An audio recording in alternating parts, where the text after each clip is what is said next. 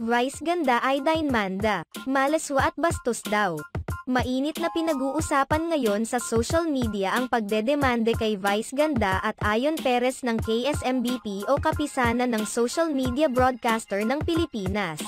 Para sa kaalaman ng lahat, ang kapisanan ng social media broadcaster ng Pilipinas, KSMBP, ay naiiba sa kapisanan ng mga broadcaster ng Pilipinas, KBP. Ayon sa isinampang kaso ng KSMBP laban kina Vice Ganda at Ayon Perez, nilabag ng dalawang hosts ng It's Showtime ang Revised Penal Code, RPC, under Article 201 at Section 6 ng Republic Act No.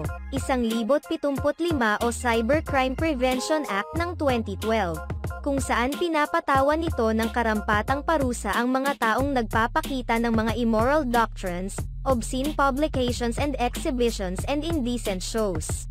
Kapag napatunayang nagkasala sina Vice Ganda at Ayon Perez, maaari silang maparusahan ng 6 hanggang 12 taon na pagkakakulong. Samantala, hiling ngayon ng mga madlang people at mga fans ni Vice Ganda na malampasan ito ng nina Vice at Ayon na magkasama.